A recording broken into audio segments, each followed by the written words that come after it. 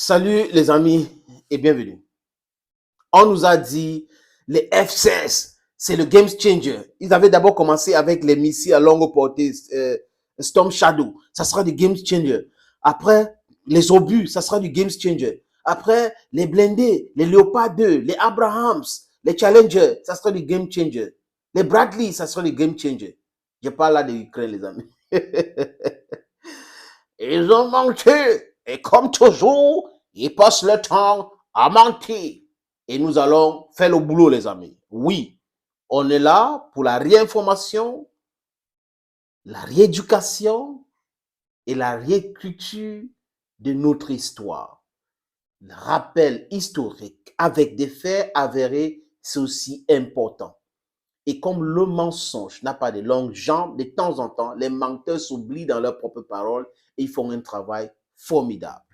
Comme ce que je vais vous proposer, les amis, c'est un travail qui a été réalisé par la chaîne CNews qui appartient à Bolloré. Ils ont publié cet article le 4 juin de cette année à 7h23. Allez sur leur site, vous allez retrouver cette information. Qu'est-ce qui les a poussés à faire cette information et publier une information véridique, vraie? C'est que la vérité est comme la grossesse. Ah oui, la vérité est comme la grossesse. Maintenant, les F-16, F-16, F-16, oh F-16, les Américains ont dit quoi? Qu'ils ne veulent pas envoyer les F-16, ils ne veulent plus envoyer les F-16 parce que la Russie de Poutine a menacé clairement d'attaquer les bases des F-16 dans les pays qui abriteront les F-16 et que si ces F-16 quittent ce pays pour venir bombarder les positions russes, ce pays-là, vraiment les bases là seront détruites. C'est ce que Poutine a dit.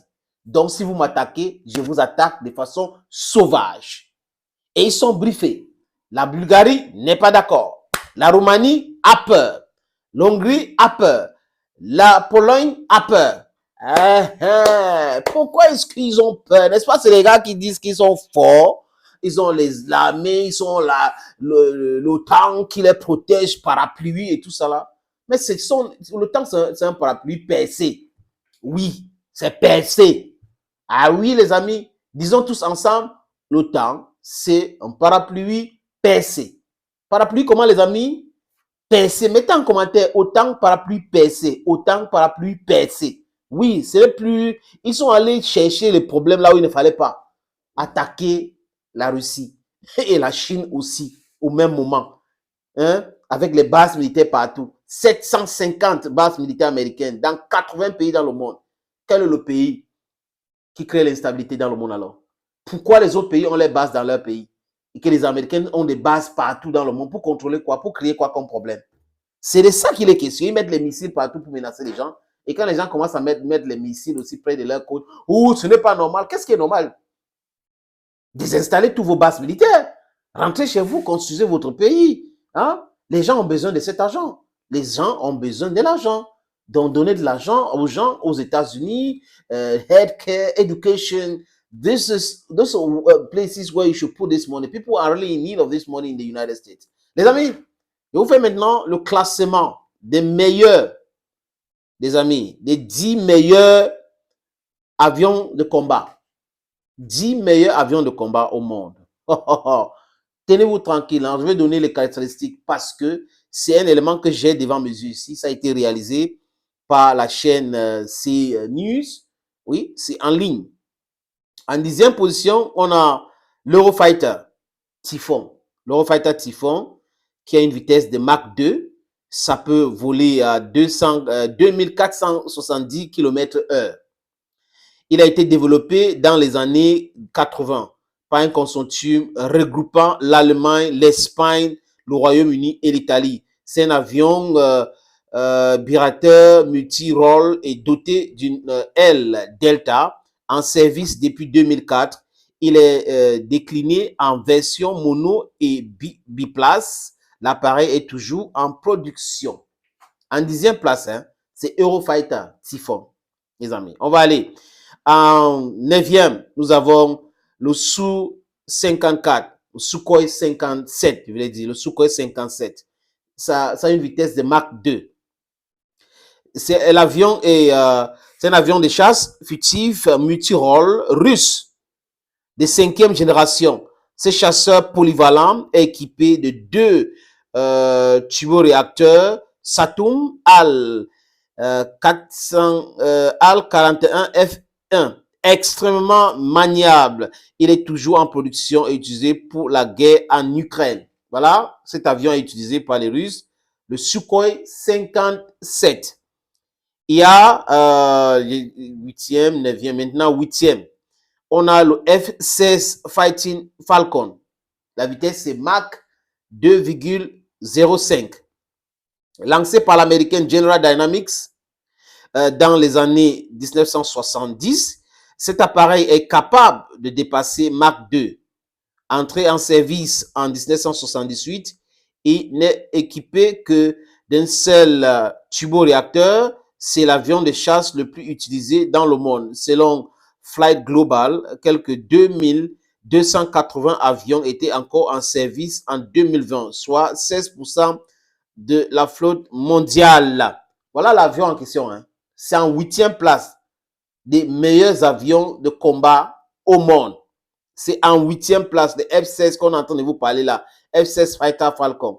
Ce n'est pas moi qui le dis. L'article est en ligne. Je suis en train de lire tout simplement, les amis, cet article qui a été publié. En 7e position, on a le Chengdu G10. C'est à une vitesse en Mach 2.2. Le Chengdu G10 est principalement conçu pour le combat air-air, mais il peut aussi effectuer des attaques au sol. Il est décliné en version monoplace pour le combat et biplace pour l'entraînement. Vous avez compris? La suite, les amis, c'est quoi? Le Mirage 2000, tant vanté, tant parlé, le Mirage 2000. Ça a une vitesse de Mach 2,2 plus. Un cran au-dessus de G10. En termes de vitesse, le Mirage 2000 a été conçu à la fin des années 70 par Dassault Aviation, donc c'est en Europe, en France. L'avion de chasse français multirôle de 4e génération est entré en service au sein de l'armée française en 1984.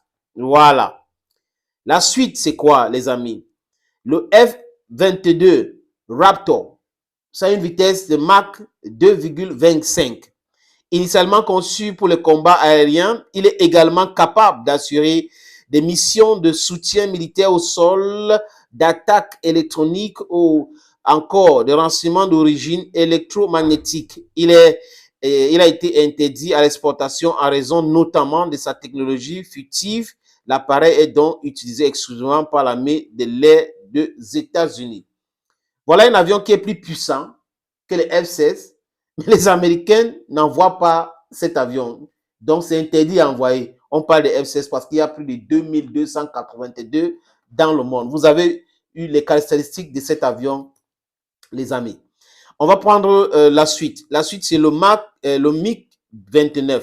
Le MiG-29 dépasse même cet avion américain, les amis. Ça a une vitesse de Mach 2.25. Le MiG-29 Fulcrum est un avion de suprématie aérienne soviétique conçu au début des années 1970 par Mikoyan Gurevich, développé pour contrer de nouveaux chasseurs américains. Il est entré en service dans l'armée de l'air soviétique en 1983. Il est le 5e avion de combat le plus utilisé dans le monde. 2022 exemplaires et en 2020, c'était toujours cela. Donc, ça dépasse largement les 2 avions américains que j'ai cités ici, les amis, qui est le F-Raptor et le F-16. La suite, les amis, c'est le Sukhoi 27, qui a une vitesse de Mach 2,32. Sur le podium, l'appareil développé par le russe Sukhoi atteint Mach 2,35 et ça va jusqu'à 2800 km/h à 3000 mètres d'altitude, principalement utilisé pour assurer la maîtrise de l'espace aérien. Il sert d'abord dans les armées soviétiques et celles des pays alliés à l'Union soviétique. Son prix à l'exportation est environ 35 millions de dollars américains par avion. Écoutez très bien, c'est le Sukhoi 27. Maintenant, on a le F-15 Aigle, qui a une vitesse de Mach 2,5. Toujours plus rapide, le F-15 Aigle de McDonnell Douglas, aujourd'hui Boeing, est entré en service en 1976, conçu à l'origine comme un pur avion de supériorité aérienne. Il a une variante capable d'effectuer des frappes au sol. Il est toujours produit par Boeing et plus de 1500 exemplaires ont été fabriqués. Écoutez très bien, les amis. Parlons maintenant du MiG. Là, on était à la deuxième place, hein, la deuxième place. Maintenant, on va parler de l'avion qui est vraiment plus puissant. Je vais aller rapidement, les amis, avant de parler de cet avion-là, qui est plus puissant, qui dépasse tous les autres avions de combat. On a en deuxième place F-15 Aigle, qui est un avion américain. Nous avons produit par Boeing. Nous avons le Sukhoi 27, qui est en troisième place, produit par la Russie. Nous avons en quatrième place le MiG-29, produit par la Russie. Nous avons en cinquième place le F-22 Raptor, produit par les Américains.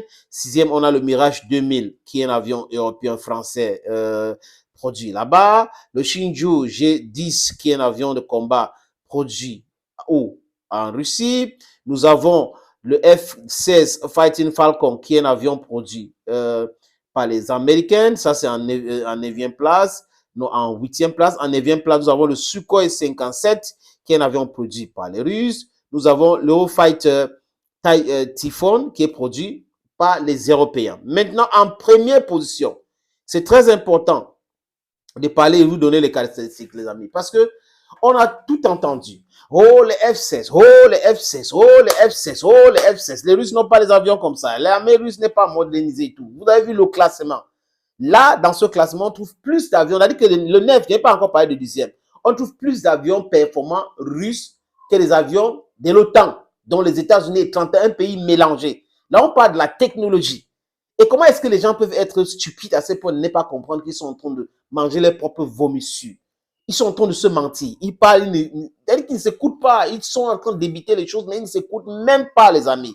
Et ils font un travail comme ça. Au lieu que les journalistes sur les plateaux, les médias mensonges, utilisent pour expliquer aux gens que les Russes sont meilleurs que les Américains et les Européens, mélangés même avec des Chinois. Parce que cette technologie-là est utilisée par les Chinois. Aujourd'hui, les Russes ont à Xinjiang, je crois, il y a une province de Xinjiang, qui sont en train de produire les avions de combat pour la Chine. Mais les gens sont terribles, ils ne comprennent pas grand-chose, les amis. Et en première place, en première position, les amis, c'est un avion de combat russe. Ça s'appelle comment? Le MiG-31. Ça a une vitesse de Mach 2,83. Ça a une vitesse de 3300 km/h. C'est un avion d'interception développé par Mikoyan Gorbachev. Il est l'avion de chasse encore utilisé le plus rapide au monde. L'avion de chasse le plus rapide au monde. Il est entré en service en 81, équipé de 2 turboréacteurs Solovich D30. Il affiche une vitesse de pointe hallucinante. Voilà, j'y arrive enfin, les amis, à prononcer ces mots. De Mach 2,8. Plus de 3300 km/h et 3000 mètres d'altitude. Voilà, cet avion, les caractéristiques. Ça a une longueur de 23 mètres. 23 mètres de longueur. Type de moteur, turboréacteur à double flux. Solovich 230. Vitesse, j'ai donné tout à l'heure. Masse, 21 828 kg. Envergure, 13 mètres. Voilà donc la réalité sur le terrain, sur ces histoires-là. La Russie est mieux utilisée, mieux équipée. Et la Russie détient l'avion de chasse, l'avion de combat le plus rapide au monde. Actuellement. Je ne parle pas d'hier, actuellement. Et les Américains le savent. C'est pour ça qu'ils sont dans les négociations barbares, comme on dit chez nous, avec les Russes. Et Zelensky pense toujours que c'est le film, c'est la comédie. Non. L'Ukraine n'est nulle part. Même l'OTAN ne peut pas battre la Russie dans une guerre. Et la Russie a dit, on n'a pas utilisé 20% de nos capacités encore. Ils disent ça tous les jours, 20% de nos capacités. Ils ne savaient pas qu'il y avait le K-52, cet hélicoptère, cauchemar des blindés et des chars otaniens. Vous avez vu même, je vous ai présenté l'autre jour le char, hein, l'Amata T-14, qui est le char le plus moderne au monde. Et ils le savent, les Américains le savent. Les armes hypersoniques, c'est la Russie qui aide la Chine, qui aide l'Iran, qui aide ses partenaires à avoir ces armes-là, qui sont en train de tester déjà. La Russie détient ces armes déjà. Et la Russie a déjà utilisé près de 8 en Ukraine. Donc, arrêtez de rêver, les amis. Revenons sur terre et comprendre que quand quelqu'un vous dépasse, portez son sac. Poutine a pris son temps pour se préparer et vous n'avez pas su. Vous pensez que vous allez malmener tous les pays de la même façon, avec vos dollars, gel des avoirs et autres, interdiction de ci et cela. Mais ça n'affecte pas tout le monde. Le gros morceau aujourd'hui qui est en train de vous dépasser s'appelle la Russie. Donc, revenez à la raison, discutez pour la paix. Pendant ce temps, les pays africains doivent se libérer de la juge coloniale, des néocolonialistes. L'Afrique doit se libérer de ces gens. Trouvons, regardons des gens avec lesquels nous pouvons travailler d'égal à égal, les gens qui vont nous respecter. Si la Russie nous respecte, comme je le dis tous les jours, travaillons avec la Russie. Si la Chine nous respecte, travaillons avec la Chine. Les gens qui ne nous respectent pas, on ne peut pas travailler avec eux. Donc arrêtez avec vos subterfuges de sommet pour le nouvel ordre financier. Non, nous ne voulons pas de cette histoire-là. C'est du n'importe quoi. Fermez les institutions de Bretton Woods ou changez tout. Mettez tout le monde dedans. Tout le monde doit être actionné. Tout le monde doit avoir une voix pour choisir qui est dirigeant de ces institutions-là, qui sont là pour appauvrir les gens, appauvrir l'Afrique. L'Afrique n'a pas besoin de cela. Les amis, il y a le BRICS. Oui, ça les fait peur. Hein? Thank you, dear friends. God bless you. Bye-bye.